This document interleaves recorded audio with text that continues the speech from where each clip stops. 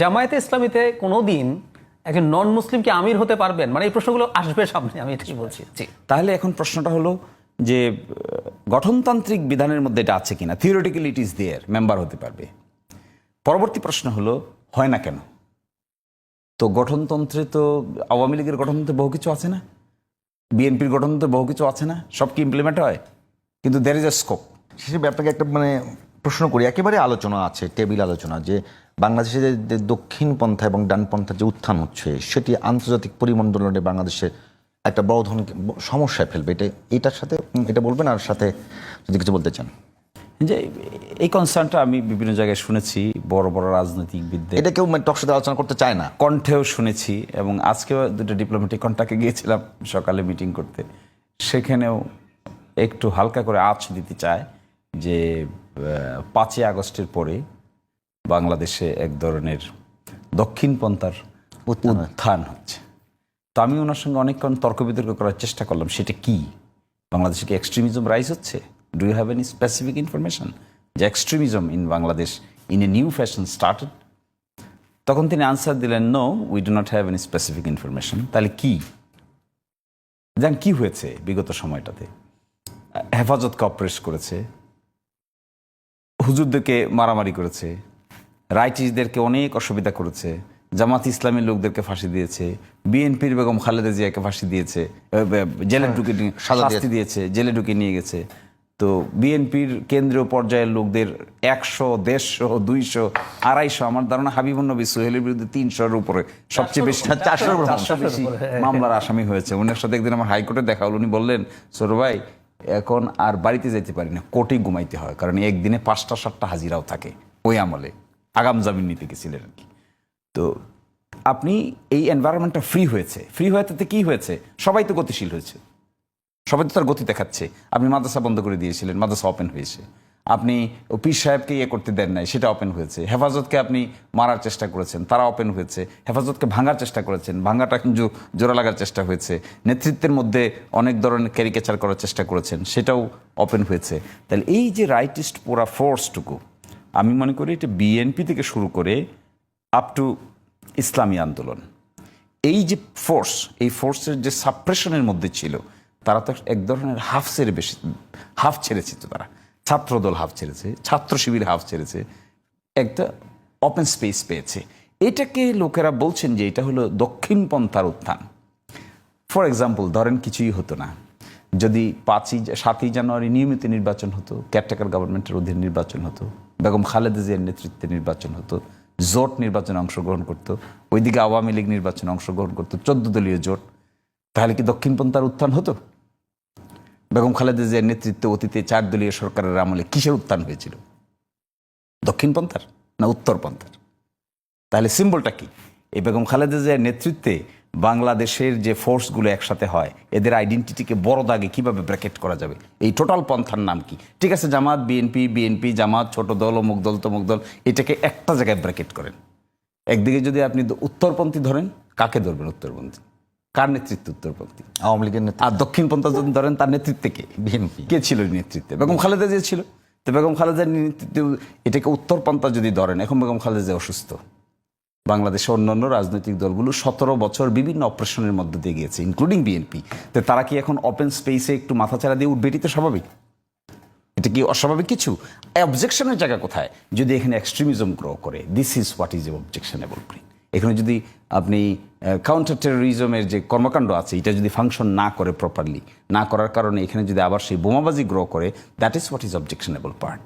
কিন্তু সেখানে রাইটিস্ট প্রকৃতির লোকেরা যদি উত্থান হয়, এটা উত্থান নেই তো 5ই আগস্টে, এটাই তো 5ই আগস্ট। কিন্তু একেবারে যদি মাজার ভাঙ্গা থেকে শুরু করে যদি নুরাল পাগলার লাশ পুড়িয়ে ফেলা, এটা কি একটা একেবারে ভয়াবহ? এটা ওটা ডিফারেন্ট ইন্টারপ্রিটেশন, এটা তো ডিফারেন্ট ইন্টারপ্রিটেশন। এই জিনিসগুলোকে আমরা কিভাবে দেখব? এই জিনিসগুলোকে আমরা কি গভর্নমেন্টের ছত্রছায়া দেখব না কিভাবে? দেখেন, 5ই আগস্টের পরে যা হয়েছে, আমার তো ধারণা পৃথিবীর আমি কি বলে মিশরের ঘটনা নিয়ে আমার স্পেসিফিক স্টাডি আছে। তাদের এখানে এইরকম একটা অভ্যুত্থান হওয়ার পরে পাল্টা যা ঘটনা ঘটেছে, টু হোয়াট এক্সটেন্ট, আমাদের দেশে কিন্তু এরকম টু দ্যাট এক্সটেন্ট ঘটে নাই। তারপরেও অভ্যুত্থান পরবর্তী সারা বিশ্বে যা হয়েছে, বাংলাদেশে কিছু হয়নি। তারাই অনেকেই তো বলেছে যে এত হাজার লোক থাকবে না, এত হাজার লোককে মেরে ফেলা হবে, এত লক্ষ লোক এই করা হবে। হয়েছে কি আসলে? হয়নি তো। কিন্তু অবশ্যই যা হয়েছে তাকেও আমরা সাপোর্ট করি না। একটা মব যদি হয়ে থাকে এটাকেও তো সাপোর্ট করার কিছু নাই, আমরা কন্ট্রোল করতে চাই। কিন্তু আমার মনে হয় এগুলো হলো বিচ্ছিন্ন বিক্ষিপ্ত ঘটনা, এগুলোকে আপনি উত্থান বলতে পারবেন না। কারণ গভর্নমেন্টাল সিস্টেম, আমি এই ফর দ্য ফার্স্ট টাইম দেখলাম পুলিশের বিহেভিয়ার।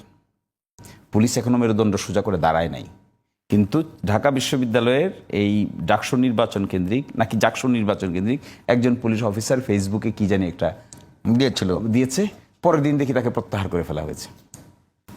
এটাই তো কালচার ছিল না এটা? আমরা দেখছি কোন পুলিশ অফিসার কার চাইতে বেশি কড়া ল্যাঙ্গুয়েজে সাপোর্ট দিতে পারে, দ্যাট ওয়াজ দি কম্পিটিশন।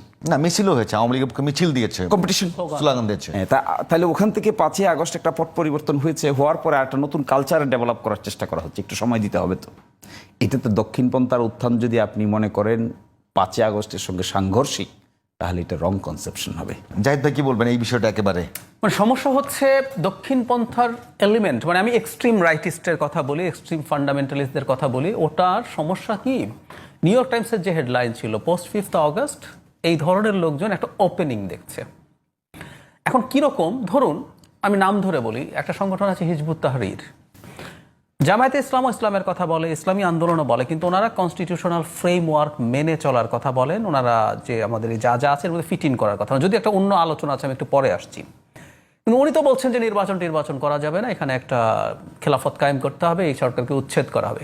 তাদের অ্যাক্টিভিটিস বেড়েছে, আগে কিন্তু এতটা ছিল না, এখন অ্যাক্টিভিটিস বেড়েছে। তারা বহু মানুষের সাথে যোগাযোগ করছেন, কথা বলছেন খুব ফ্রিলি, যদিও এখন এটা নিষিদ্ধ সংগঠন। আপনি মাজারের কথা বললেন, একটা দুটো হলে কথা ছিল, এটা 100-র বেশি হয়েছে। বিভিন্ন জায়গায় গান বন্ধ করার চেষ্টা হয়েছে, পালা গান হচ্ছে, মেলা হচ্ছে, নাটক হচ্ছে, এগুলো বহু ঘটনাগুলো অনেক, সংখ্যাটা একটা দুটার যে হয়েছে তা না। এখন এগুলো আসলে উত্থান হয়েছে আমার কাছে মনে হয় না, এগুলো আগেও ছিল, কিন্তু সরকারের ব্যর্থতার কারণে এগুলো কন্টেইন করা যায় না, ফলে এটাকে বেশি দেখা যাচ্ছে। এটা একটা দিক।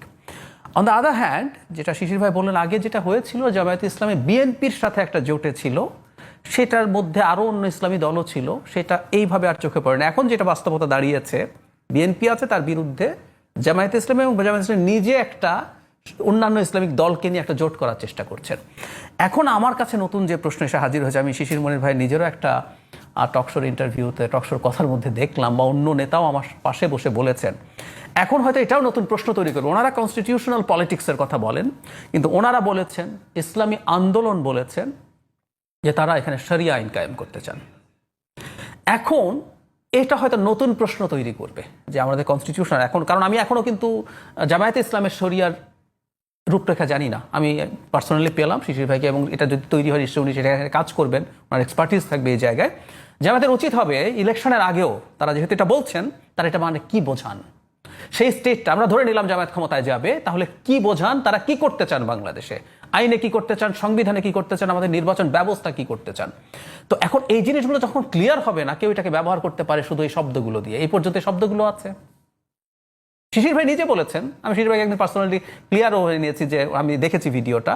তো একইভাবে এটা শুধু উনিই না, ইসলামী আন্দোলন তো প্রকাশ্যে বলছেন, যেহেতু প্রকাশ্যে বলছেন, এবং ইসলামী আন্দোলনের প্রোগ্রামে নারী সাংবাদিক যাওয়ার পর সেখান থেকে তারা মানে ওখানে ঠিকমতো কাভার করতে পারেননি, এরকম অভিযোগ আমরা পত্রপত্রিকায় দেখেছি। যদি সেগুলো হয়ে থাকে, তো ইসলামী আন্দোলন তো বাংলাদেশের একটা কনস্টিটিউশন মেনে চলা রাজনৈতিক দল, ওনাদের রেজিস্ট্রেশন আছে, উনি নির্বাচন করেন। এই জিনিসগুলো ক্লিয়ার না হলে কিন্তু এই দলগুলোকে নিয়ে প্রশ্ন আসবে। আরেকটু যোগ করে রাখি, ভারত কিন্তু বসে আছে আমাদের এই যাবতীয় জিনিসগুলো ধরে ঝামেলা পাকানোর জন্য। So they will try to create narratives. Shishir ভাই, শেষ 2 মিনিট একেবারে আপনি এই কয়টার উত্তর দেবেন? এখানে তো স্পেসিফিক প্রশ্ন না, প্রশ্ন হলো যে উত্থানটা হচ্ছে বলে যে আর্গুমেন্টটা করা হচ্ছে, এটার মধ্যে আবার কি কি সেগমেন্ট হচ্ছে এটা বোঝানোর চেষ্টা করছেন জাহিদ ভাই। তার মধ্যে উনি নানা আসপেক্ট বলছেন, তার মধ্যে একটা বলছেন যে ফিউচার একটা চ্যালেঞ্জ হবে, সেটা হলো শরিয়ার ব্যাখ্যা। তো এই যে দেখেন, এই যে ইসলামিক দলগুলো এখন তারা পাবলিক এক্সপোজারে আসছে, পাবলিক এক্সপোজারে এসে তারা পাবলিক ওপিনিয়নের প্রতি এখন তাদের গুরুত্ব বাড়তেই হবে, এটাই তাদের অপশন হবে। ইলেকশনে অংশগ্রহণ করবে, তো ইলেকশনে অংশগ্রহণ করলে পিপল কি মনে করছে, পিপলের এজেন্ডা কি? আপনি ছাত্র শিবিরের ঢাকা বিশ্ববিদ্যালয়ের প্যানেলটা দেখেন, এটা ইনক্লুসিভ করেছে তারা, why? Because of people support. তারা দেখাইতে চেয়েছে যে all works of people can work with Islami Chhatra Shibir, backed by ইসলামী ছাত্র শিবির, তাদের যে ঐক্য প্যানেল। এবং একজন তারা এথনিক মাইনরিটির একজনকে নিয়েছে, চাকমা, তাকেও নিয়েছে, এবং ল্যান্ডস্লাইড ভিক্টরি হয়েছে তার ওয়ান অফ দি। একটু হাইপোথেটিক্যাল প্রশ্ন করি, মানে জামায়াতে ইসলামীতে কোনোদিন একজন নন মুসলিম কি আমির হতে পারবেন? মানে এই প্রশ্নগুলো আসবে সামনে, আমি এটাই বলছি। জি, তাহলে এখন প্রশ্নটা হলো যে গঠনতান্ত্রিক বিধানের মধ্যে এটা আছে কিনা। Theoretically it is there, member হতে পারবে। পরবর্তী প্রশ্ন হলো হয় না কেন? তো গঠনতন্ত্রে তো আওয়ামী লীগের গঠনতন্ত্রে বহু কিছু আছে না, বিএনপির গঠনতন্ত্রে বহু কিছু আছে না, সব কি ইমপ্লিমেন্ট হয়? কিন্তু দের ইজ এ স্কোপ। কিন্তু এইবার আমার ধারণা ইউ উইল সি সাম চমক, যেখানে জামাত ইসলামীও মাইনরিটি কমিউনিটি পিপল লোকদেরকে তাদের সংসদ সদস্য হিসেবে নমিনেশন দিবে। Wait for that days. দেবে? Days are coming and we are working with closely, এবং আমরাও সেটাকে ডাইভার্সিফাইড করে তোলার চেষ্টা করব, ইনক্লুসিভ। ঢাকা ইউনিভার্সিটি ডাকসু নির্বাচন one of the primary demo that you have gone through. একজন চাকমা ছিলেন। We can also. আমরা কেন পার্বত্য চট্টগ্রাম, রাঙ্গামাটি, বান্দরবান, খাগড়া ছিল? ভাই একেবারে খুব ভালো আলোচনা হচ্ছিল আজকে। সুতরাং this is a golden opportunity coming before Jamaat Islami. Wait for that.